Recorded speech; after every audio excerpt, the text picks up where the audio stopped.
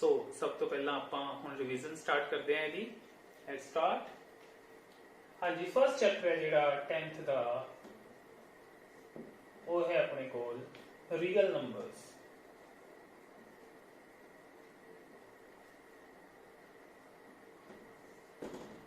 ਵਿੱਚ ਸਭ ਤੋਂ ਪਹਿਲਾਂ ਆਪਣੇ ਕੋਲ ਆਉਂਦਾ ਹੈ यूक्लिड परमेयका या यूक्लिड्स डिवीजन एल्गोरिथम, यूक्लिड वंड प्रमेयका, यूक्लिड्स डिवीजन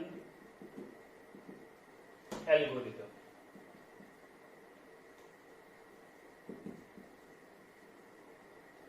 हाँ जी, ये की हुंदी है अपने कोल भाज बराबर भाजक गुणा भागफल प्लस बाकी, यानी dividend equals to divisor into quotient plus बाकी यानी कि रिमाइंडर। हाँ जी, ये जो आप क्वेश्चन सोल्व करते हैं तो उत्थे a is equals to b q plus r लिखते हैं। क्यू अपने कोल कोशिएंट हुंदा है ते आर हुंदा है रिमाइंडर।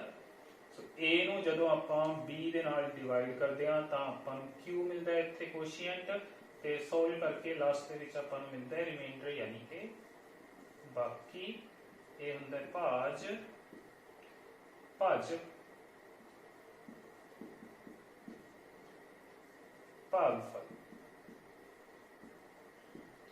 हाँ जी, ये तो सब तो पहला फार्मूला जो अपने को एक्सरसाइज 1.1 ਦੇ ਵਿੱਚ यूज ਹੁੰਦਾ है। ਤੇ ਇਸ ਤੋਂ ਬਾਅਦ HCF ਦੇ क्वेश्चंस ਆਉਂਦੇ ਨੇ ਇਸ यूक्लिड डिवीजन एल्गोरिथम ਨੂੰ यूज करके करने ਉਹ क्वेश्चंस ਨੇ। ਫਿਰ 1.2 ਦੇ ਵਿੱਚ ਆਪਣੇ ਕੋਲ ਅੱਗੇ ਇਹ ਪਹਿਲੇ ਨੰਬਰ ਤੇ ਆਉਂਦਾ ਹੈ ਆਪਣੇ ਕੋਲ, ਸੈਕੰਡ ਨੰਬਰ ਤੇ ਆਉਂਦਾ ਹੈ ਆਪਣੇ ਕੋਲ 1.2 ਦੇ ਵਿੱਚ ਕਿ ਆਪਾਂ ਸੰਖਿਆਵਾਂ ਦੇ ਅਭਾਜ ਗੁਣਨਖੰਡ ਬਣਾਉਣੇ ਹੁੰਦੇ ਨੇ, ਜਾਂ ਤਾਂ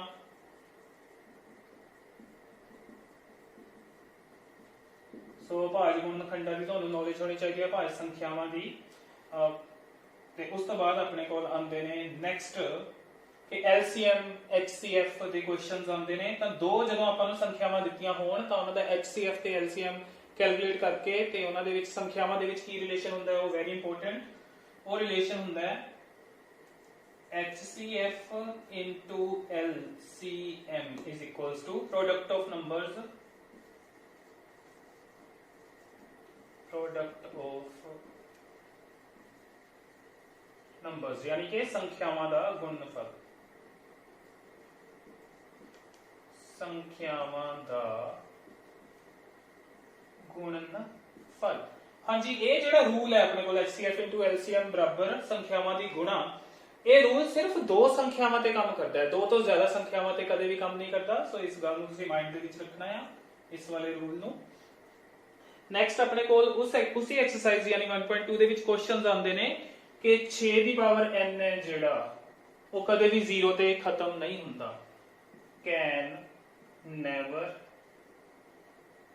एंड विद 0, यानी यह सिफर ते कदे भी खत्म नहीं हो सकता। इसी तरह एक एग्जांपल है ਉਹਦੇ ਵਿੱਚ 4 ਦੀ ਪਾਵਰ n है ਤੇ ਉਹ ਵੀ ਕਦੇ ਆਪਣੇ ਕੋਲ ਸਿਫਰ ਤੇ ਖਤਮ नहीं ਹੁੰਦਾ। रीजन बीइंग ਕਿਸੇ ਵੀ संख्या ਦੇ 0 ਤੇ ਖਤਮ ਹੋਣ ਦੇ ਲਈ ਉਹਦੇ ਵਿੱਚ 5 ਦੀਆਂ ਘਾਤਾਂ ਜ਼ਰੂਰ ਸ਼ਾਮਿਲ ਹੋਣੀਆਂ ਚਾਹੀਦੀਆਂ ਉਹਦੇ ਭਾਜ ਗੁਣਨਖੰਡਾਂ ਦੇ ਵਿੱਚ। ਜੇਕਰ 6 ਦੀ ਗੱਲ ਕਰੀਏ ਤਾਂ 2 ਗੁਣਾ 3 ਤੋਂ ਮਿਲਦਾ ਹੈ, 6 ਦੀ ਪਾਵਰ n ਹੋਏਗਾ 2 ਗੁਣਾ 3 ਦੀ ਪਾਵਰ n। ਇਹਦਾ मतलब ਇਹਦੇ ਵਿੱਚ ਵੀ 5 ਦੀ ਘਾਤ ਸ਼ਾਮਿਲ ਨਹੀਂ ਹੋਈ ਤਾਂ ਇਹ 0 ਤੇ ਖਤਮ ਨਹੀਂ ਹੋਏਗਾ। Similarly 4 raised to power n ਹੈ ਜਿਹੜਾ ਉਹ 2 ਦੀ ਪਾਵਰ 2 ਕਰਕੇ ਉਹਦੀ ਪਾਵਰ ਫਰਦਰ n, ਉਹਦੇ ਵਿੱਚ ਵੀ 5 ਕਿਤੇ ਨਹੀਂ ਆਪਾਂ ਨੂੰ ਦਿਖਿਆ, ਇਸ ਲਈ ਇਹ ਵੀ ਕਦੇ 0 ਤੇ ਖਤਮ ਨਹੀਂ ਹੋਏਗਾ। हाँ जी, इस तो बाद आती है अपने को नैक्सट एक्सरसाइज जिहदे विच आपां प्रूव करन दे क्वेश्चंस करते हैं। √5 √3 √2 इरेशनल नंबर्स ने यानी अपरिमेय संख्यावां ने। सो तुसीं याद रखना है √2 √3 √5 √7 ये सारियां अपरिमेय संख्यावां ने।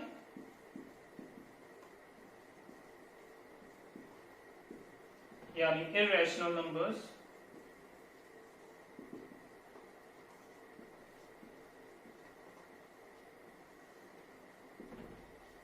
हाँ जी, ਜਿਹੜੇ ਇਹਦੇ ਨਾਲ ਹੀ ਆਪਾਂ ਗੱਲ ਕਰ ਲੈਂਦੇ ਨੇ ਕਿ ਇਹਨਾਂ ਦਾ ਦਸ਼ਮਲਵ ਰੂਪ ਕਿਵੇਂ ਦਾ ਹੁੰਦਾ, ਉਹ ਤੁਸੀਂ 9th ਕਲਾਸ ਵਿੱਚ ਆਲਰੇਡੀ ਭਾਵੇਂ ਦੇਖ ਕੇ ਕਰ ਚੁੱਕੇ ਹੋ। ਜਿਹੜੀਆਂ ਅਪਰਿਮੇਯ ਸੰਖਿਆਵਾਂ ਹੁੰਦੀਆਂ ਨੇ ਉਹਨਾਂ ਦਾ ਦਸ਼ਮਲਵ ਰੂਪ ਅਸ਼ਾਂਤ ਅਣਾਵਰਤੀ ਹੁੰਦਾ ਹੈ, यानी नॉन टर्मिनेटिंग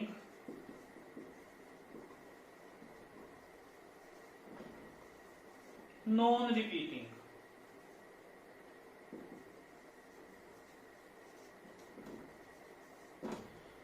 दूजे पासे ਜਿਹੜੀਆਂ ਆਪਣੇ ਕੋਲ ਪਰਿਮੇਯ ਸੰਖਿਆਵਾਂ ਹੁੰਦੀਆਂ ਨੇ ਜਿਨ੍ਹਾਂ ਨੂੰ ਆਪਾਂ ਰੈਸ਼ਨਲ ਨੰਬਰਸ ਬੋਲਦੇ ਆ, ਉਹਨਾਂ ਦਾ ਦਸ਼ਮਲਵ ਰੂਪ ਸ਼ਾਂਤ ਹੁੰਦਾ ਹੈ। ਜਿਹੜੀਆਂ ਪਰਿਮੇਯ ਸੰਖਿਆਵਾਂ ਹੁੰਦੀਆਂ ਨੇ यानी कि रैशनल नंबर्स,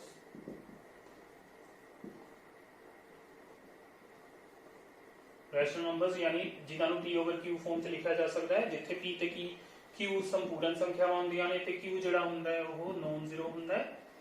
हाँ जी, उन्हां दा जिहड़ा दशमलव रूप हुंदा है, इन्हां दा जिहड़ा दशमलव रूप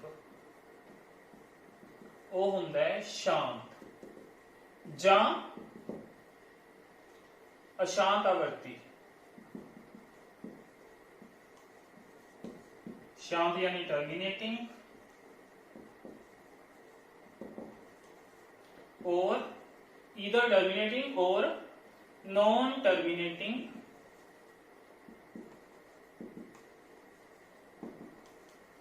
नॉन टर्मिनेटिंग दे नाल ये रिपीटिंग हुंदा है। 9th क्लास च कीते सी क्वेश्चंस आपां, तुहानूं याद होएगा।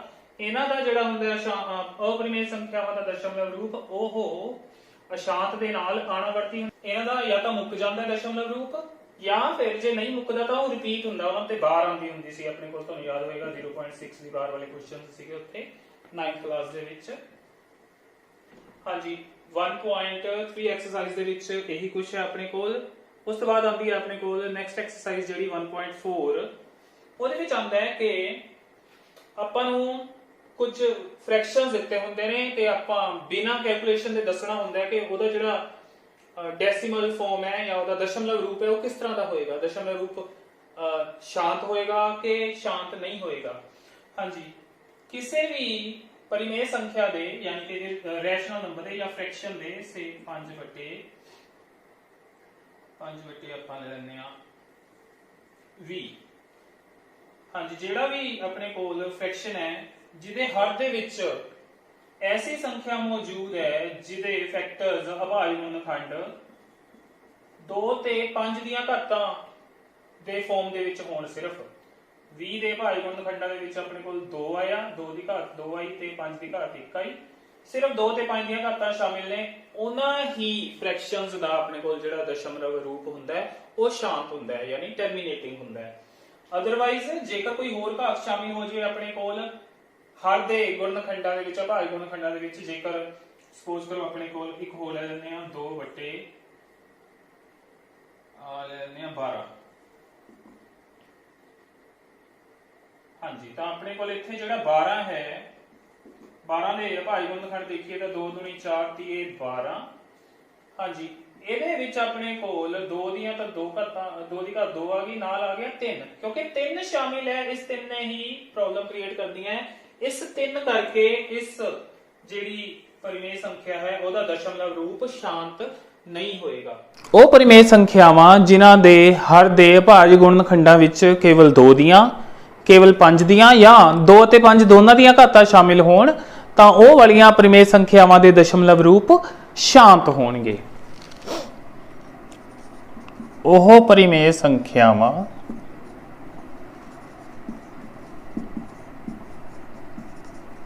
ਜਿਨ੍ਹਾਂ ਦੇ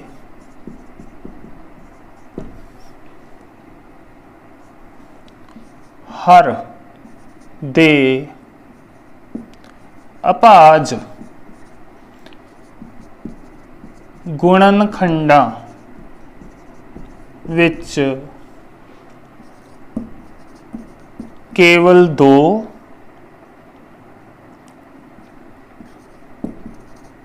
केवल 5 ਜਾਂ 2 ਅਤੇ 5 ਦੀਆਂ ਘਾਤਾਂ शामिल होणगियां उन्हां दे दशमलव रूप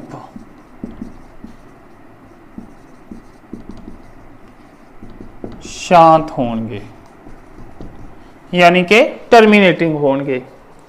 हाँ जी, कई बार अपने को क्वेश्चन ये आ जाता है कि आपां नूं कोई परिमेय संख्या देती तो पूछा जाएगा कि उहदा जिहड़ा दशमलव रूप है यानी डेसिमल फॉर्म है वो टर्मीनेटिंग होएगी या नॉन टर्मीनेटिंग होएगी। हाँ जी, कुछ क्वेश्चंस इस तरह के होंगे ने, जिवें से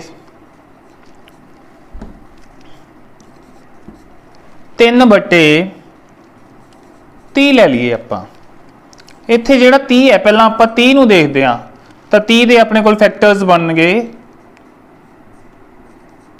2 3 6 6 5 30।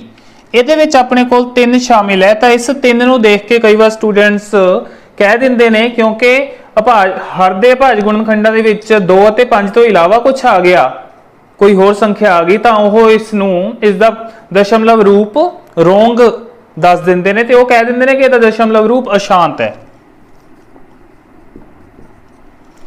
ਸੋ ਸਟੂਡੈਂਟਸ ਇਸ ਦਾ ਦਸ਼ਮਲਵ ਰੂਪ ਅਸ਼ਾਂਤ ਦੱਸ ਦਿੰਦੇ ਨੇ ਕਈ ਵਾਰ, ਕਿਉਂ? Because of this presence of 3। But हुण इस क्वेश्चन दे विच आपां फर्स्ट ऑफ ऑल देखिए कि 3 ते 30 तां कटिंग पॉसिबल है, then we get 1/10। हुण जेकर आपां हर नूं देखिए, हर दे भाज गुणनखंड देखिए तां उहदे विच सिर्फ 2 ते 5 दीयां घातां शामिल ने। इट मीनस कई बार क्वेश्चन दे विच स्टेटमेंट दे विच आपां नूं इस तरह दी परिमेय संख्या या रैशनल नंबर दिता होएगा जिहदे विच कटिंग पॉसिबल होएगी, ਉਹ वाली संख्या जिहदे करके अपने कोल हर दे भाज गुणनखंड 2 ते 5 दीयां घात तो बिना कोई होर घात होर किसी अंक की घात दे रूप च आ सकते सी, वो कट हो जाती है। जिवें इत्थे 3 एक्स्ट्रा सी, वो 3 कट हो गया। सो इस तरह के क्वेश्चंस का बड़ा ध्यान रखना है, कई बार कटिंग करनी पैंदी है। उस तो बाद देखना है कटिंग तो बाद कि हुण जो अपने कोल हर आ गया उहदे भाज गुणनखंडां दे विच किहड़ियां-किहड़ियां संख्यावां दीयां घातां शामिल ने। ਤੇ ਆਪਣੇ ਕੋਲ ਜਿਹੜੀਆਂ ਅਪਰਿਮੇय ਸੰਖਿਆਵਾਂ ਹੁੰਦੀਆਂ ਨੇ ਉਹਨਾਂ ਦੇ ਦਸ਼ਮਲਵ ਰੂਪ ਕਿਸ ਤਰ੍ਹਾਂ ਦੇ ਹੁੰਦੇ ਨੇ? 0 ਸੇ 01 001 0001 00001 ਸੋ ਔਨ। ਸੋ ਇਹਨੂੰ ਦੇਖ ਕੇ ਤੁਸੀਂ ਪਹਿਚਾਨ ਜਾਣਾ ਕਿ ਇਹ ਇੱਕ ਅਪਰਿਮੇय ਸੰਖਿਆ ਹੋਏਗੀ। ਇਸ ਤਰ੍ਹਾਂ ਦੇ ਡੈਸੀਮਲ ਫਾਰਮ ਵਾਲੀਆਂ ਆਪਣੇ ਕੋਲ ਅਪਰਿਮੇय ਸੰਖਿਆਵਾਂ ਹੁੰਦੀਆਂ ਨੇ।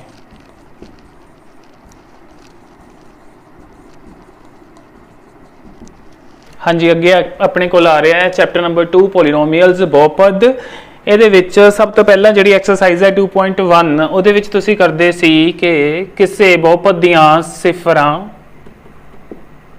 ਯਾਨੀ ਕਿ ਜ਼ੀਰੋਜ਼ ਕਿੰਨੀਆਂ ਹੁੰਦੀਆਂ ਨੇ ਗ੍ਰਾਫ ਤੋਂ ਪਤਾ ਲਗਾਇਆ ਜਾ ਸਕਦਾ ਹੈ ਕਿ ਗ੍ਰਾਫ ਦੇ ਵਿੱਚ ਜੇਕਰ ਜਿਹੜਾ ਪੋਲੀਨੋਮੀਅਲ px ਮੰਨ ਲਓ ਪੋਲੀਨੋਮੀਅਲ ਹੈ ਆਪਣੇ ਕੋਲ px, ਉਹਦਾ ਜਿਹੜਾ ਗ੍ਰਾਫ ਹੈ x ਧੁਰੇ ਨੂੰ ਕਿੰਨੇ ਬਿੰਦੂਆਂ ਤੇ ਕੱਟਦਾ ਹੈ ਉੱਥੋਂ ਆਪਾਂ ਨੂੰ ਪਤਾ ਲੱਗ ਜਾਂਦਾ ਹੈ ਕਿ ਉਸ ਬਹੁਪਦ ਦੀਆਂ ਕਿੰਨੀਆਂ ਸਿਫਰਾਂ ਨੇ। ਜੇਕਰ 3 ਬਿੰਦੂਆਂ ਤੇ ਕੱਟ ਰਿਹਾ ਇਸ ਕੇਸ ਦੇ ਵਿੱਚ ਤਾਂ 3 ਸਿਫਰਾਂ, ਜੇ 2 ਬਿੰਦੂਆਂ ਤੇ ਕੱਟ ਰਿਹਾ ਹੋਵੇ ਤਾਂ 2 ਸਿਫਰਾਂ, ਜੇਕਰ 1 ਬਿੰਦੂ ਤੇ ਕੱਟ ਰਿਹਾ ਹੋਵੇ ਤਾਂ 1 ਸਿਫਰ। ਜੇਕਰ ਉਹ ਗ੍ਰਾਫ ਇਸ ਤਰ੍ਹਾਂ ਦਾ ਹੋਏ ਸੇ ਪੈਰਲਲ ਹੈ ਜਾਂ ਫਿਰ ਕਿਤੇ ਵੀ x ਧੁਰੇ ਨੂੰ ਨਹੀਂ ਕੱਟ ਰਿਹਾ ਤਾਂ ਉਸ ਕੇਸ ਦੇ ਵਿੱਚ ਆਪਣੇ ਕੋਲ ਸਿਫਰਾਂ ਹੁੰਦੀਆਂ ਨੇ, ਸਿਫਰਾਂ ਦੀ ਗਿਣਤੀ ਹੁੰਦੀ ਹੈ 0 ਸਿਫਰਾਂ। ਸੋ ਇਹ ਤੁਸੀਂ ਕੀਤਾ 2.1 ਦੇ ਵਿੱਚ। ਇਸ ਤੋਂ ਬਾਅਦ ਜਿਹੜੀ ਐਕਸਰਸਾਈਜ਼ 2.2 ਸੀ ਉਹਦੇ ਵਿੱਚ ਤੁਸੀਂ ਦੋ ਘਾਤੀ ਬਹੁਪਦ ਬਾਰੇ ਪੜ੍ਹਿਆ ਜੋ ਕਿ ਹੁੰਦਾ ਹੈ ax² bx c ਟਾਈਪ ਦਾ। ਇਹਦੇ ਵਿੱਚ ਸਭ ਤੋਂ ਪਹਿਲਾਂ ਤੁਸੀਂ ਸਿਫਰਾਂ ਕੱਢਣੀਆਂ ਸਿੱਖੀਆਂ ਸੀ, ਫਿਰ ਉਸ ਤੋਂ ਬਾਅਦ ਸਿਫਰਾਂ ਤੇ ਗੁਣਾਂਕਾਂ ਦੇ ਵਿੱਚ ਸੰਬੰਧਾਂ ਦੀ ਸੱਚਾਈ ਦੀ ਜਾਂਚ ਕੀਤੀ ਸੀ, ਉਹ ਦੇਖ ਲੈਂਦੇ ਆ। ਆਪਣੇ ਕੋਲ ਸਿਫਰਾਂ ਦਾ ਜੋੜ ਹੁੰਦਾ ਹੈ ਸਿਫਰਾਂ ਆਪਾਂ ਲੈਂਦੇ ਸੀ ਜੇਕਰ ਅਲਫਾ ਤੇ ਬੀਟਾ ਸਿਫਰਾਂ ਹੋਣ ਤਾਂ ਸਿਫਰਾਂ ਦਾ ਜੋੜ ਹੁੰਦਾ ਹੈ ਯਾਨੀ ਕਿ alpha plus beta equals to -b/a ਯਾਨੀ ਕਿ -x ਦਾ ਗੁਣਾਂਕ ਬਟੇ x² ਦਾ ਗੁਣਾਂਕ ਹੁੰਦਾ ਆਪਣੇ ਕੋਲ ਕੋਫੀਸ਼ੀਐਂਟ, ਗੁਣਾਂਕ ਨੂੰ ਬੋਲਦੇ ਆ ਆਪਾਂ ਕੋਫੀਸ਼ੀਐਂਟ। उस तो बाद आती सी अपने कोल सिफरां दी गुणा,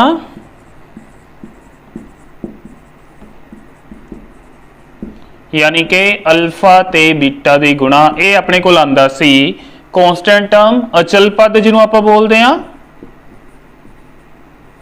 ਉਹ टर्म जिहदे नाल एक्स नहीं लग्या हुंदा या वेरीएबल नहीं हुंदा। उस तो बाद नीचे आंदा है अपने कोल एक्स स्क्वायर दा गुणांक। हाँ जी, ਇਹਦਾ मतलब है किहदे बराबर आ गया अपने कोल सी ओवर ए दे। हाँ जी, अचल पद नूं बोलदे हां आपां कॉन्स्टेंट टर्म, कॉन्स्टेंट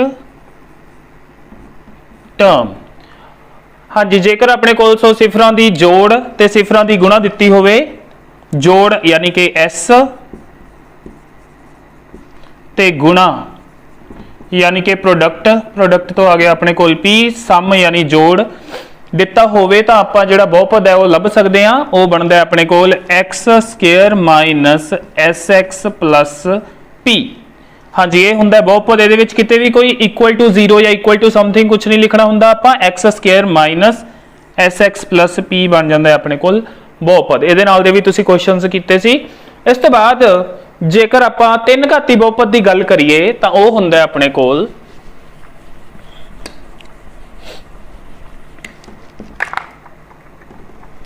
ਉਹ ਹੁੰਦਾ ਆਪਣੇ ਕੋਲ ax cube plus bx square plus cx plus d। हालांकि ये तुहाडे सिलेबस दे विच नहीं सी, बट फिर भी आपां इहदे फॉर्मूले कर लैंदे आ जस्ट, ताकि जेकर किते कोई तुहानूं क्वेश्चन मिलदा है तां तुसीं ओह अटैम्प्ट कर सको। हाँ जी, इस केस दे विच जेकर आपां सिफरां दे जोड़ की गल करिए, सिफरां ने अल्फा बीटा ते गामा, उन्हां दा जोड़ यानी कि alpha plus beta plus gamma, ये बराबर हुंदा है माइनस बी ओवर ए दे। बी है एक्स स्क्वायर का कोफिशिएंट इत्थे, ते ए है अपने कोल एक्स क्यूब का कोफिशिएंट। उस तो बाद आंदा अपने कोल दो दो टर्म्स का प्रोडक्ट ते उन्हां दा जोड़, यानी कि alpha beta plus beta gamma plus gamma alpha. Alpha का बीटा नाल प्रोडक्ट गुणा, यानी कि फिर बीटा की गामा नाल गुणा, फिर अल्फा ते गामा की गुणा, इन्हां दा आपस च जोड़, ये बराबर हुंदा है अपने कोल सी बटे ए दे, जिथे सी है एक्स का कोफिशिएंट ते ए अपने कोल एक्स क्यूब का कोफिशिएंट यानी कि गुणांक। उस तो बाद जेकर तिन्नां दे प्रोडक्ट की गल करिए, अल्फा गुणा बीटा गुणा गामा, इहदी गल करिए तिन्नां दे प्रोडक्ट की, तां इह हुंदा है अपने कोल माइनस डी ओवर ए। डी है अपने कोल कॉन्स्टेंट टर्म इस केस दे विच, यानी कि अचल पद, लास्ट टर्म जिहदे विच एक्स नहीं हुंदा, ते नीचे अपने कोल ए ही है, यानी एक्स क्यूब दा कोफिशिएंट। हाँ जी, अगे आंदा अपने कोल चैप्टर नंबर 3 जो कि है pair of linear equations in two variables, यानी कि दो चल वाले रेखी समीकरणों के जोड़े। इहदे विचों क्वेश्चन आम ही आ जाता है टेस्ट दे विच, ते अपने कोल जिहड़ा क्वेश्चन बनता है वो फॉर्मूला बेस्ड क्वेश्चन हुंदा है। ते आपां गल करदे हां पहलां तां दो जोड़ियां दी, a1x plus b1y plus c1 equals to 0। मान लो ये पहली इक्वेशन दी हुई आपां, ते दूजी a2x plus b2y plus c2 equals to 0, ये सैकेंड इक्वेशन है। तो आप पहला देखते हैं कि ਜਿਹੜੀਆਂ ਇਹ दो इक्वेशनस ने किस तरह ਦੀਆਂ ਲਾਈਨਸ ਨੂੰ रिप्रेजेंट ਕਰਨਗੀਆਂ, यानी कि किस तरह ਦੀਆਂ ਲਾਈਨਸ ਦੀਆਂ इक्वेशनस ਹੋਣਗੀਆਂ। ਇਹ ਕਾਟਵੀਆਂ ਰੇਖਾਵਾਂ ਹੋਣਗੀਆਂ, ਸਮਾਂਤਰ ਰੇਖਾਵਾਂ ਹੋਣਗੀਆਂ, ਜਾਂ ਫਿਰ ਸੰਪਾਤੀ यानी कि कोइंसिडेंट ਲਾਈਨਸ ਹੋਣਗੀਆਂ।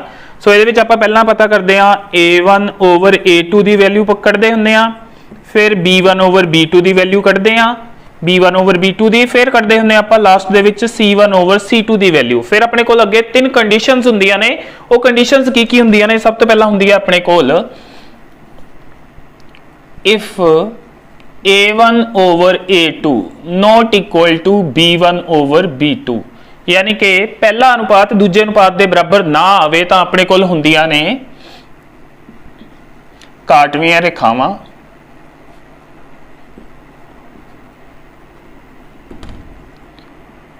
विलक्षण हल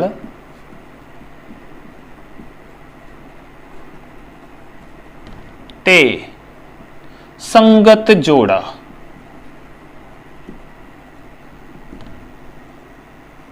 काटवीआं रेखावां के यानी कि इंटरसेक्टिंग लाइन्स, विलक्षण हल यानी कि यूनिक सॉल्यूशन, ते तीसरा संगत जोड़ा यानी कि कंसिस्टेंट पेयर ऑफ इक्वेशंस।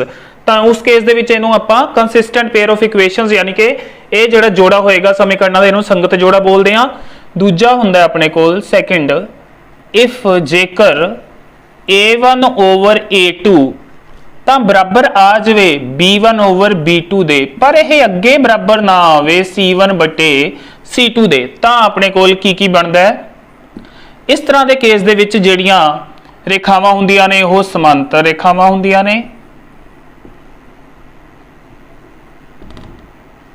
ਹਾਂਜੀ, ਜੇਕਰ ਰੇਖਾਵਾਂ ਸਮਾਂਤਰ ਹੋਣਗੀਆਂ ਤਾਂ ਉਹ ਕੱਟਣਗੀਆਂ ਨਹੀਂ, ਤੇ ਜੇਕਰ ਉਹ ਕੱਟਣਗੀਆਂ ਨਹੀਂ ਤਾਂ ਆਪਾਂ ਨੂੰ ਕੋਈ ਹੱਲ ਵੀ ਨਹੀਂ ਮਿਲੂਗਾ, ਕੋਈ ਬਿੰਦੂ ਐਸਾ ਨਹੀਂ ਮਿਲੂਗਾ ਜਿੱਥੇ ਉਹ ਕੱਟਣ ਤੇ ਆਪਾਂ ਨੂੰ ਹੱਲ ਮਿਲੇ। ਸੋ ਕੋਈ ਹੱਲ ਨਹੀਂ। ਤੇ ਤੀਜਾ, ਇਸ ਤਰ੍ਹਾਂ ਦਾ ਜਦੋਂ ਆਪਾਂ ਨੂੰ ਹੱਲ ਹੀ ਨਹੀਂ ਮਿਲਿਆ ਤਾਂ ਜਿਹੜਾ ਜੋੜਾ ਹੁੰਦਾ ਸਮੀਕਰਨਾਂ ਦਾ ਉਹਨੂੰ ਆਪਾਂ ਬੋਲਦੇ ਆ ਅਸੰਗਤ ਜੋੜਾ।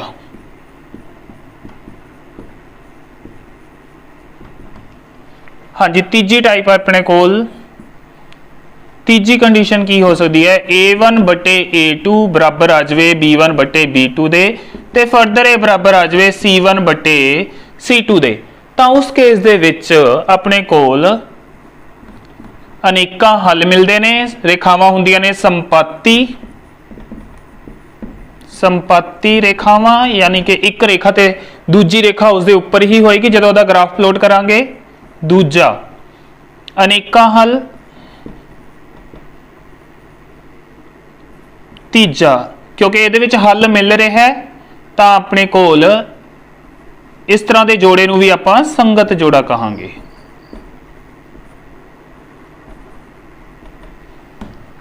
ਹਾਂਜੀ, ਯਾਦ ਰੱਖਿਓ ਬੱਚਿਓ, ਜਦੋਂ ਦੋ ਰੇਖਾਵਾਂ ਦਾ ਗ੍ਰਾਫ ਆਪਸ ਚ ਕੱਟ ਜਾਂਦਾ ਹੈ ਉਸ ਕੇਸ ਦੇ ਵਿੱਚ ਆਪਣੇ ਕੋਲ ਜਿੱਥੇ ਕੱਟਿਆ ਉਦੋਂ ਇੱਕ ਹੱਲ ਮਿਲਦਾ ਹੈ, ਯਾਨੀ ਕਿ ਪਹਿਲਾ ਕੇਸ ਕਾਟਵੀਆਂ ਰੇਖਾਵਾਂ 'ਚ ਵਿਲੱਖਣ ਹੱਲ। ਆ ਜਿਹੜਾ ਹੁੰਦਾ ਹੈ ਬਿੰਦੂ ਜਿੱਥੇ ਇਹ ਕੱਟਦੀਆਂ ਨੇ ਉੱਥੋਂ x ਦੀ ਵੈਲਿਊ ਤੇ ਉੱਥੋਂ y ਦੀ ਵੈਲਿਊ ਜੋ ਬਣਦੀ ਹੈ ਆਪਣੇ ਕੋਲ ਉਹਨੂੰ ਹੀ ਆਪਾਂ ਇੱਕ ਵਿਲੱਖਣ ਹੱਲ ਬੋਲਦੇ ਹਾਂ। ਇੱਕ ਹੱਲ ਮਿਲਦਾ ਉਸ ਕੇਸ ਦੇ ਵਿੱਚ ਜੇਕਰ ਰੇਖਾਵਾਂ ਸਮਾਂਤਰ ਲੰਘ ਜਾਣ ਇੱਕ ਦੂਜੇ ਨੂੰ ਬਿਨਾਂ ਕੱਟੇ ਤਾਂ ਕੋਈ ਹੱਲ ਨਹੀਂ ਮਿਲਦਾ।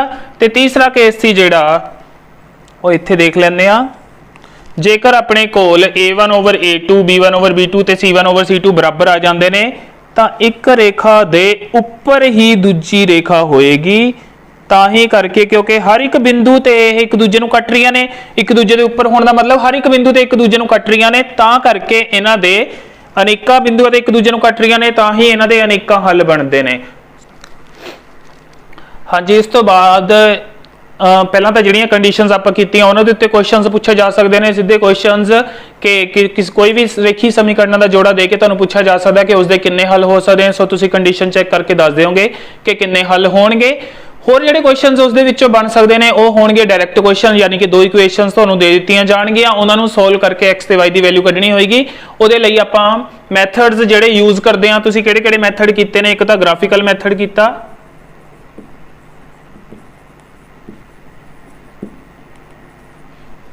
ਦੂਜਾ ਕੀਤਾ ਸੀ ਆਪਾਂ ਸਬਸਟੀਟਿਊਸ਼ਨ ਮੈਥਡ ਯਾਨੀ ਕਿ ਪ੍ਰਤਿਸਥਾਪਨ ਵਿਧੀ,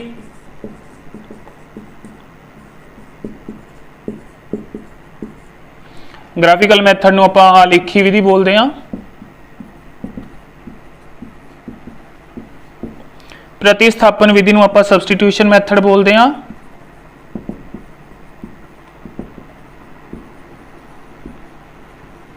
ਜਿਹਦੇ ਵਿੱਚ ਆਪਾਂ ਇੱਕ ਇਕੁਏਸ਼ਨ ਦੇ ਵਿੱਚੋਂ ਵੈਲਿਊ ਕੱਢਦੇ ਸੀ, ਦੂਜੀ ਚ ਭਰਦੇ ਸੀ। ਤੀਸਰੀ ਆਪਾਂ ਕੀਤੀ ਸੀ ਐਲੀਮੀਨੇਸ਼ਨ ਮੈਥਡ ਯਾਨੀ ਕਿ ਗੁਣਾਂਕ ਬਰਾਬਰ ਕਰਨ ਦੀ ਵਿਧੀ।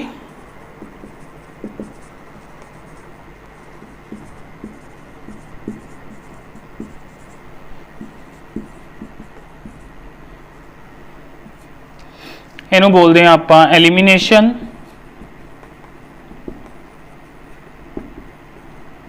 ਤੇ ਲਾਸਟ ਕੀਤੀ ਸੀ ਆਪਾਂ ਜਿਹੜੀ ਸੀ ਉਹ ਸੀ ਤਿਰਛੀ ਗੁਣਾ ਵਿਧੀ।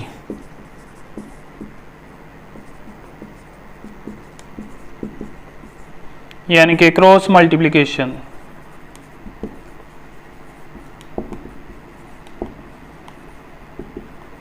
Method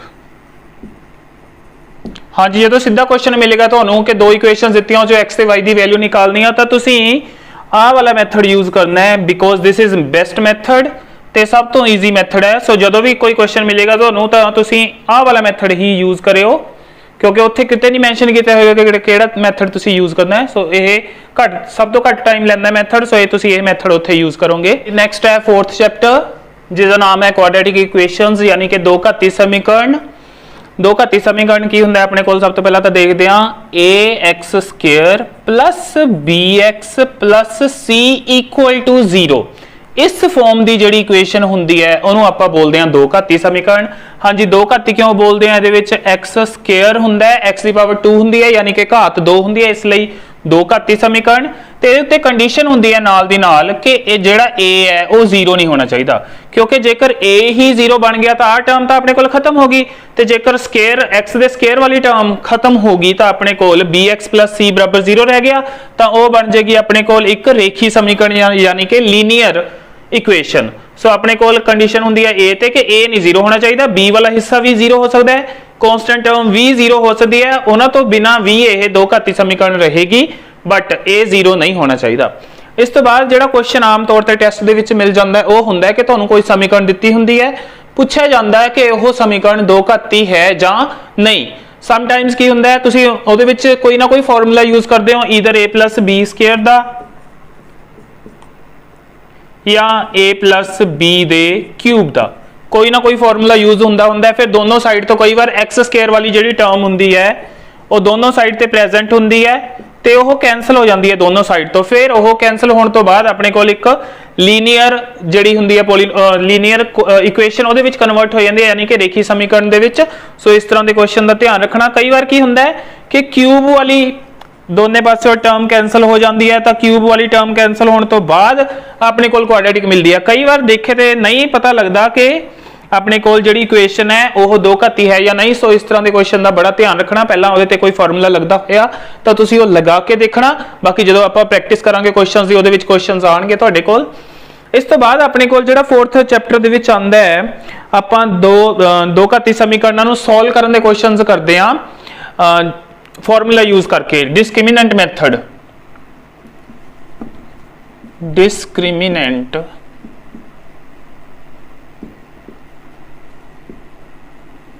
method.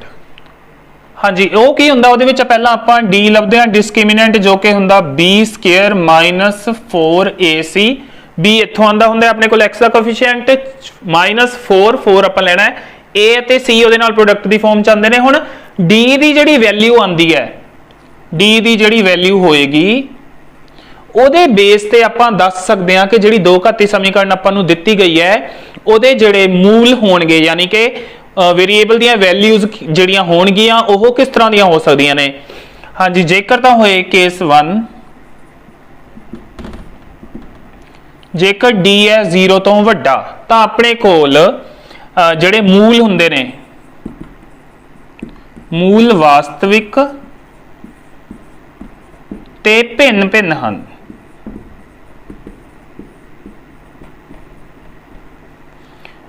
यानी कि आप लिखते हैं रूट्स आर रियल ते भिन्न भिन्न आप लिखते हैं डिस्टिंक्ट।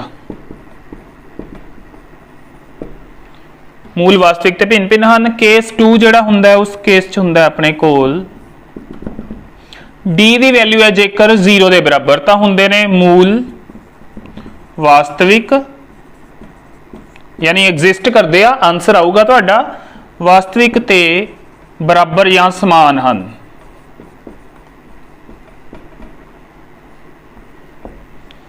सो जिहड़ा तीसरा सो इहनूं आपां बोलदे हां roots are real and equal. जिहड़ा लास्ट केस हुंदा है उहदे विच इधर डिस्कस कर लैंदे हां।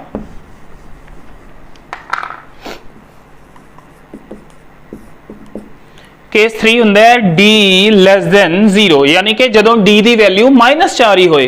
हाँ जी, उदों अपने कोल की हुंदा है मूल वास्तविक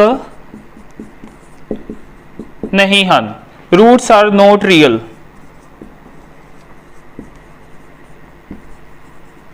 उस केस दे विच आपां अगे क्वेश्चन नूं सॉल्व नहीं करते। इन्हां दोनों केसिस दे विच क्वेश्चन नूं अगे सॉल्व करते हैं ताकि जिहड़ा अपने कोल वेरीएबल जिहदे विच इक्वेशन है x दे विच है तां x दी वैल्यू लभदे हैं अगे, जेकर ओही इक्वेशन अपने कोल y च होवे तां फिर y दी वैल्यू लभदे हैं।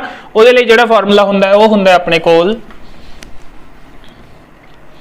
x is equals to minus b plus minus root d over 2a। फिर आप ये फार्मूला यूज करके x दी वैल्यूज आप कढ लैंदे हुंदे। एक तरीका ये हुंदा, एक होर एक तरीका हुंदा अपने कोल क्वाड्रेटिक इक्वेशन नूं सॉल्व करन दा, वो हुंदा अपने कोल गुणनखंड बना के, यानी कि फैक्टराइजेशन। सो जिहड़े भी मैथड नाल तुसीं करना होवे क्वेश्चन तुसीं अटैम्प्ट कर सकदे हो जेकर इस तरह का क्वेश्चन तुहानूं मिलदा। इस तो बाद जिहड़ी लास्ट एक्सरसाइज है 4th चैप्टर दी, उहदे विच कुछ क्वेश्चंस ने कि k दी वैल्यू लभणी हुंदी है।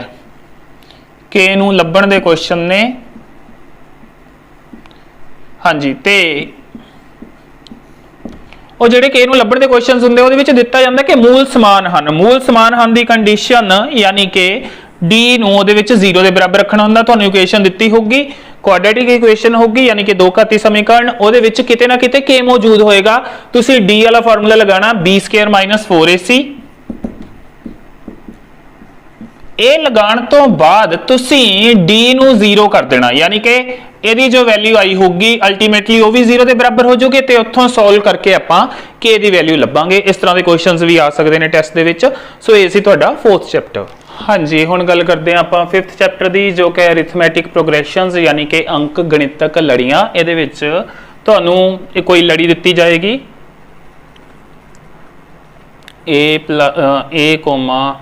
a plus d, a plus 2d, a plus 3d so on। इस फॉर्म दी हुंदी है कोई भी अंक गणितक लड़ी। तुसीं इहदे बेसिक जिहड़े क्वेश्चंस ने उन्हां दे विच कीता कि फर्स्ट टर्म फाइंड आउट करनी, फर्स्ट टर्म यानी कि a, ते उस तो बाद कॉमन डिफरेंस,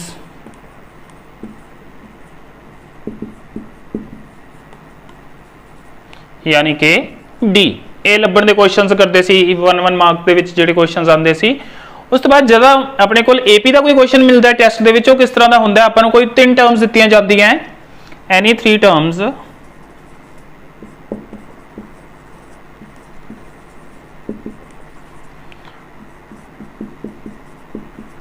ਹਾਂਜੀ, ਜੇਕਰ ਇਹ 3 ਟਰਮਸ ਏਪੀ ਚ ਨੇ, ਆਰ ਇਨ ਏਪੀ ਏਪੀ ਚ ਹੋਣਗੀਆਂ ਤਾਂ ਆਪਣੇ ਕੋਲ ਇੱਕ ਕੰਡੀਸ਼ਨ ਲਗਾਣੀ ਹੁੰਦੀ ਹੈ। ਤੁਸੀਂ ਕੁਐਸਚਨ ਨੂੰ ਸੋਲਵ ਕਰਦੇ ਆ 2b = a + c। ਇਹ ਕੰਡੀਸ਼ਨ ਨੂੰ ਯਾਦ ਰੱਖਣਾ ਹੈ, ਜਿਹੜੀ ਲਗਾ ਕੇ ਆਪਾਂ ਕੁਐਸਚਨਸ ਜਿਹੜੇ ਏਪੀ ਦੇ ਉੱਤੇ ਆਉਂਦੇ ਨੇ ਉਹਨੂੰ ਸੋਲਵ ਕਰਦੇ ਆ। ਸਿੰਪਲ ਕੁਐਸਚਨਸ 2b ਯਾਨੀ ਸੈਂਟਰ ਵਾਲੀ ਦਾ ਡਬਲ, ਪਹਿਲੀ ਤੇ ਤੀਸਰੇ ਦੇ ਸਮ ਦੇ ਇਕੁਅਲ। ਇਹ ਆਇਆ ਕਿੱਥੋਂ? ਆਪਾਂ ਨੂੰ ਪਤਾ ਹੈ ਕਿ ਓਕੇ ਕੋਈ ਵੀ 3 ਟਰਮਸ ਏਪੀ ਦੇ ਵਿੱਚ ਹੋਣਗੀਆਂ ਤਾਂ ਉਹਨਾਂ ਦਾ ਕਾਮਨ ਡਿਫਰੈਂਸ ਸੇਮ ਹੋਏਗਾ, ਯਾਨੀ ਕਿ ਦੂਜੀ ਚੋਂ ਪਹਿਲੀ ਘਟਾ ਲਓ, ਚਾਹੇ ਘਟਾ ਦਈਏ ਆਪਾਂ ਤੀਜੀ ਦੇ ਵਿੱਚੋਂ ਦੂਜੀ ਟਰਮ ਨੂੰ। ਇਹ ਵੀ ਕਾਮਨ ਡਿਫਰੈਂਸ ਹੈ, ਇਹ ਵੀ ਕਾਮਨ ਡਿਫਰੈਂਸ ਹੈ, ਇਹ ਬਰਾਬਰ ਹੋਣਗੀਆਂ। ਜਦੋਂ ਆਪਾਂ b ਨੂੰ ਇੱਧਰ ਲੈ ਕੇ ਆਵਾਂਗੇ, a ਨੂੰ ਉੱਧਰ ਲੈ ਕੇ ਜਾਵਾਂਗੇ ਤਾਂ ਆਪਾਂ ਨੂੰ ਮਿਲ ਜਾਏਗਾ b + b = c + a, यानी कि 2b = a + c। ठीक है जी। सो सेंटर वाली टर्म का डबल ते पहली ते तीसरे के सम के इक्वल। ये क्वेश्चंस ये फार्मूला याद रखना है, क्वेश्चंस दे विच आम ही यूज हुंदा है। इस तो बाद अपने कोल नैक्सट जिहड़ा फार्मूला आया सी वो सी an दा, AP दी nth टर्म कड्ढण दा फार्मूला, जो कि हुंदा है a + n - 1 * d। n है अपने कोल नंबर ऑफ टर्म्स ते a फर्स्ट टर्म ते d सीगा कॉमन डिफरेंस यानी कि साझा अंतर।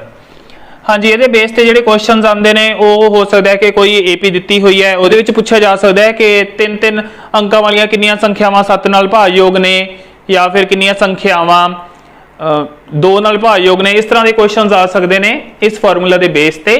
नैक्सट आता है अपने कोल SN का फार्मूला, SN बराबर n/2 2a + n - 1 * d। SN यानी कि जोड़फल का फार्मूला है, sum to n terms of an AP is given by number of terms divided by 2 bracket the which 2 * first term plus number of terms -1 * d। हाँ जी, या फिर ये formula लगता है अपने कोल, या फिर एक होर फार्मूला हुंदा है, वो हुंदा n/2 a + an भी अपने को लास्ट टर्म होंगी है। इस फॉर्मूले नू ही आपां लिख सकते हैं n/2 a प्लस l। हाँ जी, ये दोनों भी SN के फार्मूले ने, आ तो सेम ही है। an नू क्योंकि आपां लास्ट टर्म भी कहते हैं, an is equals to last term, so उसकी जगह आपां l भी यूज कर लेंगे। हाँ जी, ये जिहड़ा फार्मूला है ये भी इस दे बेस ते भी क्वेश्चंस आ जाते हैं टैसट दे विच, क्योंकि उहदे विच उन्होंने पूछा हुंदा है कि ਜਿਹੜੀਆਂ 20 जिस्त संख्यावां दा जोड़फल पता करो, उस तरह के क्वेश्चंस ने जिहड़े ओह ये अपने कोल फार्मूला लगा के सॉल्व होणगे, जिहदे विच भी अपने कोल जोड़फल की गल होएगी उत्थे SN दा फार्मूला लगावांगे। जिथे नंबर ऑफ टर्म्स पूछियां जाणगियां कि किन्नियां ऐसियां टर्म्स ने, किन्नियां संख्यावां ने, उस केस दे विच आपां AN दा फार्मूला यूज करांगे। हाँ जी, जो नैक्सट चैप्टर आता है अपने कोल वो है चैप्टर नंबर 6 यानी कि ट्राइंगल्स त्रिभुजां। ਇਹਦੇ ਵਿੱਚ जो मेन टॉपिक्स ने अपने कोल वो ने, सब तो पहला सिमिलैरिटी की गल हुंदी है। 6.1 ਦੇ ਵਿੱਚ कुछ ब्लैंक्स ने जो सिमिलैरिटी के बेस ते ने, ਉਹਨਾਂ ਦੇ ਵਿੱਚ ਹੁੰਦਾ अपने कोल कि ਜਿਹੜੇ अपने गल करिए ਤਾਂ ਕਿਹੜੀਆਂ-ਕਿਹੜੀਆਂ अपने कोल आकृतियां ने ਜਿਹੜੀਆਂ ਉਹ ਸਮਰੂਪ ਹੁੰਦੀਆਂ ਤੇ ਸਮਰੂਪਤਾ ਵੇਲੇ ਆਪਾਂ ਕਿਹੜੀਆਂ-ਕਿਹੜੀਆਂ ਗੱਲਾਂ ਦਾ ਧਿਆਨ ਰੱਖਦੇ ਹਾਂ। हाँ जी, ਜਿਹੜੀਆਂ ਆਕ੍ਰਿਤੀਆਂ ਆਪਸ ਵਿੱਚ ਸਮਰੂਪ ਹੋਣਗੀਆਂ ਉਹ ਹੋਣਗੇ ਚੱਕਰ, ਸਾਰੇ ਚੱਕਰ ਸਮਰੂਪ ਹੁੰਦੇ ਨੇ, ਸਾਰੇ ਵਰਗ ਸਮਰੂਪ ਹੁੰਦੇ ਨੇ, ਇਸੇ ਤਰ੍ਹਾਂ ਸਾਰੀਆਂ ਸਮਭੁਜੀ ਤ੍ਰਿਭੁਜਾਂ ਹੁੰਦੀਆਂ ਨੇ ਜਿਹੜੀਆਂ ਉਹ ਵੀ ਆਪਣੇ ਕੋਲ ਸਮਰੂਪ ਹੁੰਦੀਆਂ ਨੇ। ਸਮਰੂਪ ਯਾਨੀ ਕਿ ਦੇਖਣ ਨੂੰ ਇੱਕੋ ਜਿਹਾ। हाँ जी, ਤੇ ਜਿਹੜੀ ਸਮਰੂਪਤਾ ਹੁੰਦੀ ਆ ਉਹਦੇ ਵਿੱਚ ਆਪਾਂ ਭੁਜਾਵਾਂ ਦੀਆਂ ਲੰਬਾਈਆਂ ਦੇ ਨਾਲ ਆਪਣਾ ਕੰਸਰਨ ਨਹੀਂ ਹੁੰਦਾ, ਆਪਣਾ ਕੰਸਰਨ ਹੁੰਦਾ ਉਹਨਾਂ ਦੇ ਭੁਜਾਵਾਂ ਦੇ ਅਨੁਪਾਤ ਦੇ ਨਾਲ। ਸੋ ਇਹਦੇ ਵਿੱਚ ਆਪਣੇ ਕੋਲ ਭੁਜਾਵਾਂ ਦਾ ਅਨੁਪਾਤ ਜ਼ਰੂਰੀ ਹੁੰਦਾ ਹੈ।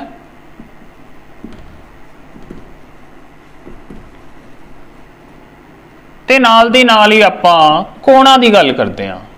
ਕੋਣ ਦੋ ਸਮਰੂਪ ਆਕ੍ਰਿਤੀਆਂ ਦੇ ਸਾਰੇ ਕੋਣ ਬਰਾਬਰ ਹੋਣਗੇ, ਕੋਰਸਪੋਂਡਿੰਗ यानी कि जिन्हों आप बोलते हैं संगत, संगत कोण बराबर होणगे ते संगत भुजावां दा अनुपात बराबर होएगा। सो अनुपात की गल होनी है, उत्थे अनुपात बराबर होएगा, कोणां दा अनुपात नहीं, कोण आपस च बराबर होणगे संगत। हाँ जी, उस तो बाद आती है अपने कोल मेन इहदे विच जिहड़ा सैकेंड टॉपिक है वो है Thales theorem. Thales theorem very important. Next आंदा है अपने कोल समरूपता दीयां किहड़ियां-किहड़ियां कसौटियां ने यानी कंडीशनस या एग्जीम्स आपां देखदे हां कि दो त्रिभुजां, क्योंकि इत्थे जाके आपां इत्थों ही ईवन अपने कोल थेल्स थ्योरम तो ही ट्रायंगल्स का कंसैप्ट शुरू हो जाएगा। ट्रायंगल्स दे विच सिमिलैरिटी दीयां गल्लां शुरू हो जाणगियां। तां दो त्रिभुजां समरूप कदों हुंदियां ने, किवें हो सकदियां, किहड़ियां-किहड़ियां कंडीशनस हुंदियां ने, उन्हां दी गल होएगी इत्थे। फिर नैक्सट आंदा है अपने कोल ratio of areas of two similar triangles वाली एक थ्योरम है, उहदे बेस ते जिहड़े क्वेश्चंस ने वो क्वेश्चंस काफी इंपोर्टेंट है। उहदे विचों टेस्ट दे विच तुहानूं क्वेश्चन मिल सकदा है, याद रखना। सो ये सी दो समरूप त्रिभुजां क्षेत्रफल के अनुपात वाली theorem. Next last but not the least Pythagoras theorem and it's converse, very important topic to get a question from. इहदे विचों तुहानूं क्वेश्चन मिल सकदा है पाइथागोरस थ्योरम चों भी। हाँ जी, हुण गल करते हैं आपां थेल्स थ्योरम दी। थेल्स थ्योरम के अकॉर्डिंग जेकर किसी त्रिभुज दे विच मान लो यह ABC है, जेकर किसी त्रिभुज दे एक भुजा दे समांतर बाकी दो भुजावां नूं भिन्न भिन्न बिंदुआं ते कटदी एक रेखा खिंची जाए तो बाकी दो भुजावां यानी AB ते AC एक ही अनुपात विच वंडियां जांदियां हन। इत्थों मिलदा है आपां नूं AD बटे DB बराबर AE बटे EC। इस बेस दे उत्ते एक्सरसाइज दे विच भी क्वेश्चंस हैगे ने, ते इस बेस दे उत्ते कोई ना कोई क्वेश्चन तुहानूं टेस्ट दे विच मिल सकदा है। काफ़ी चांसेस ने कि इन्हां चारां दे विचों 1 2 3 4 इन्हां चारां दे विचों कोई तीन चीज़ां तुहानूं दित्तियां होणगीਆਂ ते चौथे दी लंबाई पुछी होएगी। से आ 2 देती, आ 3 देती, आ 4 देती, तां उरे x ਇਹ पुछी होएगी। इस तरह का क्वेश्चन आ सकदा है। या फिर इहनूं आपां होर तरह भी लिख सकदे हां AD बटे सारी AB बराबर AE बटे और सारी AC। हाँ जी, ये डायरैक्ट रिजल्ट भी आप यूज कर सकते हैं थेल्स थ्योरम के बेस ते, जिहदे विच आपां नूं जेकर AD दे नाल आ पूरी AB की लंबाई दित्ती होवे ते इस तो बाद आ पूरी लंबाई दित्ती होवे ते इत्थे कुछ मिसिंग होवे, इहदी भी डायग्राम एक बना के देख लैंदे आ। मान लो हुण है अपने कोल ABC, इत्थे D, इत्थे E। हाँ जी, आपां नूं AD देता 2 ते AB दिता होया से 5 ते आपां नूं AE ਪੁੱਛੀ ਹੋਈ ਹੈ ਤੇ ਪੂਰੀ AC ਦੀ ਲੰਬਾਈ ਦੇਤੀ ਸੇ 10। ਹਾਂਜੀ, ਇਸ ਤਰ੍ਹਾਂ ਇਹਦੇ ਵਿੱਚ ਆਪਾਂ ਜਿਹੜਾ ਹੋਏਗਾ AE ਉਹ ਵੀ ਲੱਭ ਸਕਦੇ ਹਾਂ। AD ਬਟੇ AB ਬਰਾਬਰ AE ਬਟੇ ਸਾਰਾ AC ਲੈ ਕੇ ਵੀ। ਸੋ ਥੇਲਸ ਥਿਊਰਮ ਦੇ ਵਿੱਚ ਤੁਸੀਂ ਇਹ ਦੋ ਤਰੀਕੇ ਯੂਜ਼ ਕਰ ਸਕਦੇ ਹੋ ਕੁਐਸਚਨਸ ਨੂੰ ਸੋਲਵ ਕਰਨ ਦੇ ਲਈ। ਹਾਂਜੀ, ਨੈਕਸਟ ਆਉਂਦਾ ਹੈ ਆਪਣੇ ਕੋਲ ਸਮਰੂਪਤਾ ਦੀਆਂ ਕਸੌਟੀਆਂ यानी कि क्राइटेरियाज।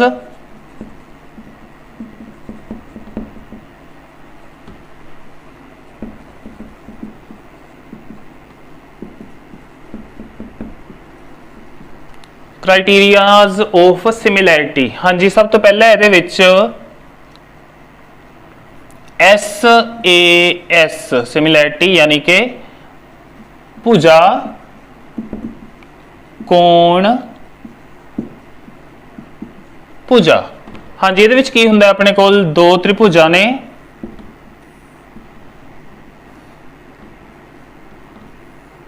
मान लो यह ने A B C ते दूजी है P Q R।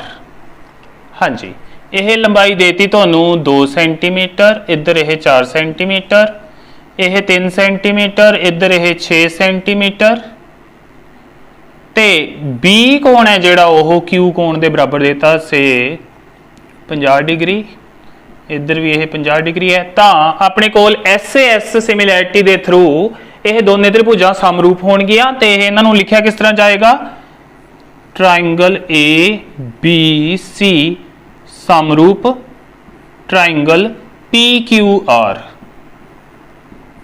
हाँ जी, इस गल का ध्यान रखना है सिमिलैरिटी दे विच कि जेड़ा इत्थे अपने कोल एंगल B जेकर एंगल Q दे बराबर है तो इधर जेकर मैं B सेंटर च लिखिया तो उधर Q भी जेड़ा है वो सेंटर च ही आएगा।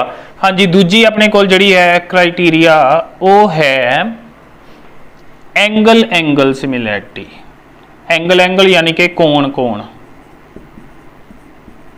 इनू आपां कोण कोण कोण ना कह के कल्ला कोण कोण भी कह सकते हैं, क्योंकि जेकर दो त्रिभुजां दे कोई दो कोण बराबर होणगे तो ओबीअसली तीजा उत्थों बराबर आ ही जाएगा। सो कि कोई दो त्रिभुजां दे विच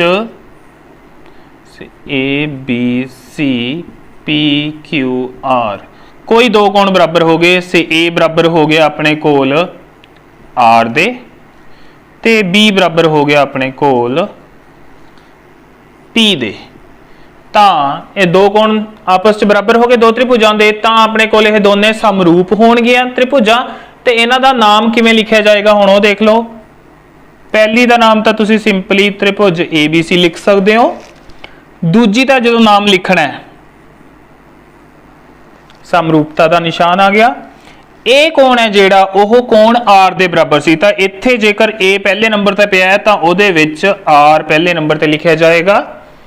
ਇਹਦਾ कोण B ਉਹਦੇ कोण P ਦੇ बराबर है, ਤਾਂ ਇੱਥੇ ਦੂਜੇ ਨੰਬਰ ਤੇ ਹੈ B ਤਾਂ ਉਧਰ ਦੂਜੇ ਨੰਬਰ ਤੇ ਆਏਗਾ ਉਹਦੇ ਬਰਾਬਰ ਕੋਣ ਵਾਲਾ B ਦੇ ਬਰਾਬਰ ਹੈ P ਤਾਂ P ਆਏਗਾ ਦੂਜੇ ਨੰਬਰ ਤੇ।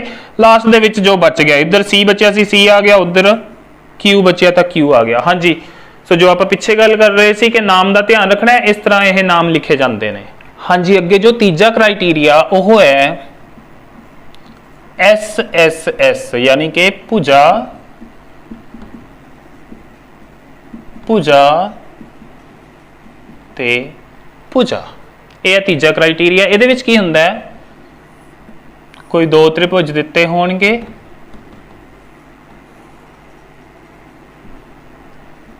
PQR X Y Z। हाँ जी, मान लो ये है 2 सेंटीमीटर, यह है 4 सेंटीमीटर, यह 3 सेंटीमीटर, इधर यह 6 सेंटीमीटर, यह 1 सेंटीमीटर, इधर यह 2 सेंटीमीटर। हुण इन्हां दा अनुपात देखिए तो PQ दा अनुपात XY दे नाल, PQ दा XY दे नाल 1/2 आ रहा है, QR दा YZ दे नाल 2/4, कटिंग करके 1/2। लास्टली PR दा अनुपात XZ दे नाल 3/6, कटिंग करके ये भी 1/2। हाँ जी, तिन्ने अनुपात बराबर आ जाण जदों अपने कोल संगत भुजावां दे ਤਾਂ ਆਪਾਂ ਬੋਲਦੇ ਹਾਂ ਕਿ ਦੋਨੇ ਤ੍ਰਿਭੁਜਾਂ ਜਿਹੜੀਆਂ ਆਪਾਂ ਨੂੰ ਦਿੱਤੀਆਂ ਗਈਆਂ ਨੇ ਉਹ ਸਮਰੂਪ ਨੇ। ਕਿਹੜੀ ਕਸੌਟੀ ਦੇ ਰਾਹੀਂ ਜਾਂ ਕਿਹੜੇ ਕ੍ਰਾਈਟੇਰੀਆ ਦੇ ਥਰੂ? ਸਾਈਡ ਸਾਈਡ ਸਾਈਡ यानी कि भुजा भुजा भुजा क्राइटेरिया के थ्रू ये अपने को सिमिलर हो गया। हाँ जी, जो दूजा क्राइटेरिया सी एंगल एंगल यानी कि कौन कौन क्राइटेरिया, वो एक गल होर ध्यान देने वाली है। मान लो दो त्रिभुजा ने ABC ते PQR। ABC के कोण ने 60 डिग्री ते 50 डिग्री, दो कोण दिते हुए ने, ते इहदे विच दिते हुए ने दो कोण, एक 70 डिग्री ते एक 60 डिग्री। तो तुहानूं पूछा जाएगा कि की ये दोने त्रिभुजां समरूप ने? जेकर तुसीं डायरैक्टली इन्हां एंगल्स नूं देखो 60 ते 50, उधर 60 ते 70, तुहाडे अकॉर्डिंग एक 50 होर हुंदा तां यह दोनों समरूप हो जांदियां। सो डायरैक्टली इहनूं तुसीं ना नहीं कहना कि यह समरूप नहीं हो सकदियां, ऐसा नहीं है। पहला किसी भी एक ट्राइंगल का आखिरी एंगल आपां लभांगे। 60 50 हो गए अपने कोल 110, 110 ते तीजा कोण आ जाएगा इहदा 70 डिग्री, तीजा कोण आ गया 70। हाँ जी, हुण जेकर हुण देखिए आ त्रिभुज नूं ते ओ त्रिभुज नूं 70 ते 60 का कोण इच पिया, उधर भी 70 ते 60 का एंगल पिया अपने कोल। इहदा मतलब ये दोनों त्रिभुजां समरूप होणगियां। हाँ जी, त्रिभुज समरूप हन। ठीक है, इस गल का ध्यान रखना। सिर्फ दो एंगल दोनों त्रिभुजां च दिते होए तां तुसीं उन्हां नूं देख के डिसाइड नहीं करना कि त्रिभुजां समरूप हैगियां या नहीं। पहला घट्टो घट किसी एक ट्राइंगल के तीनों एंगल तुहाडे कोल होण। हाँ जी, नैक्सट आ रहा अपने कोल टॉपिक जो कि है areas, ratio of areas of two similar triangles. ये अपने कोल एक थ्योरम है जो कि हुंदी है दो समरूप त्रिभुजां दे खेत्रफल का अनुपात उन्हां दीयां संगत भुजावां दे अनुपात दे वर्ग दे बराबर हुंदा है। यानी कि जेकर